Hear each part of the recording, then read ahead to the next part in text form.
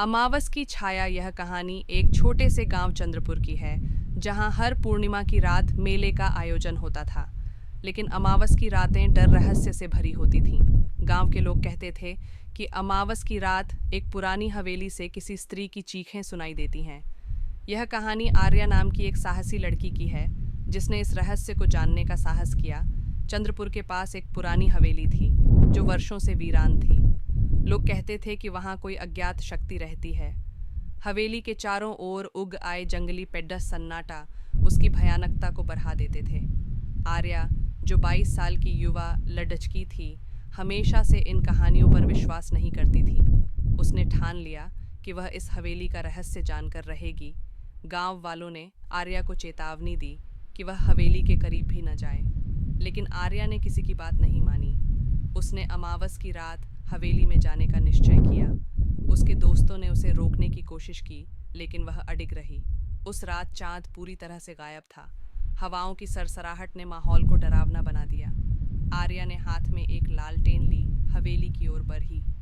जैसे ही उसने हवेली का दरवाज़ा खोला, उसे एक अजीब सी ठंड महसूस हुई। अंदर का माहौल धूल जाले से भरा था। दीवारों पर पुराने चित्र थे, जो उसे घूरते हुए प्रतीत हो रहे थे। अचानक एक तेज झोंके से दरवाज़ा बंद हो गया। आर्या का दिल जोर से धड़कने लगा। जैसे ही आर्या ने हवेली के मुख्य हॉल में कदम रखा, उसे एक तेज चीख सुनाई दी। वह ठिठक गई। यह चीख किसी महिला की थी, जो दर्द गुस्से से भरी थी। आर्या ने अपनी हिम्मत जुटाई और आवाज़ की दिशा में बढ़ी। उसे लगा जैसे कोई उसके पीछे चल रहा हो। हवेली के एक कमरे में आर्या को एक पेंटिंग दिखी। पेंटिंग में एक महिला दिखाई दे रही थी, जिसकी आंखों से खून के आंसू बह रहे थे। पेंटिंग के नीचे लिखा था, अमृता। आर्या ने यह नाम पहले कभी नहीं सुना था। तभी पेंटिंग से एक बार फिर वही चीख गूंजी। आर्या का लालटेन बुझ गया। अंधेरे में टटोलते हुए आर्या को एक पुरानी डायरी मिली। उसने उसे पढ़ना शुरू किया। उसमें लिखा था, मैं अमृता, इस हवेली की आखिरी वारिस हूँ। मुझे मेरे ही परिवार ने इस हवेली में कैद कर दिया, मेरी हत्या कर दी। मेरी आत्मा तब तक शांत नहीं होगी जब तक मेरा बदला पूरा नहीं होता। आर्या ने महसूस किया कि यह जगह किसी भयानक घटना की गवाह रही है। अचानक आर्या के सामने एक धुंधली आकृति प्रकट हुई। वह अमृता की आत्मा थी। उसने आर्या से कहा, तुम मेरी मदद कर सकती हो। मेरा परिवार अब भी इस गांव में रहता है। उन्हें मेरी मौत का सच बताओ। आर्या ने सहमति में सिर हिलाया। अगले दिन आर्या ने गांव वालों को बुलाया, अमृता की डायरी, आत्मा के बारे में बताया।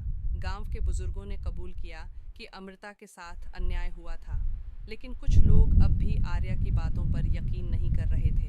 आर्या ने अमावस की अगली रात अमृता की आत्मा को शांति दिलाने का फैसला किया। उसने हवेली में एक हवन का आयोजन किया। जैसे ही हवन शुरू हुआ, हवेली में अजीब घटनाएं होने लगीं। दरवाजे अपने आप खुलने बंद होने लगे। अमृता की चीखें तेज हो गईं। हवन पूरा होते ही अमृता की आत्मा ने आर्या को धन्यवाद दिया, शांत हो गई। लेकिन तभी आर्या ने महसूस किया कि हवेली के दरवाजे अपने आप बंद हो गए हैं। अमृता की आत्मा तो मुक्त हो गई थी, लेकिन आर्या अब उस हवेली का हिस्सा बन चुकी थी। गांव वाले कहते हैं कि अब हर अमावस की रात आर्या की चीखें सुनाई देती हैं। हर आत्मा की मुक्ति की कीमत होती है,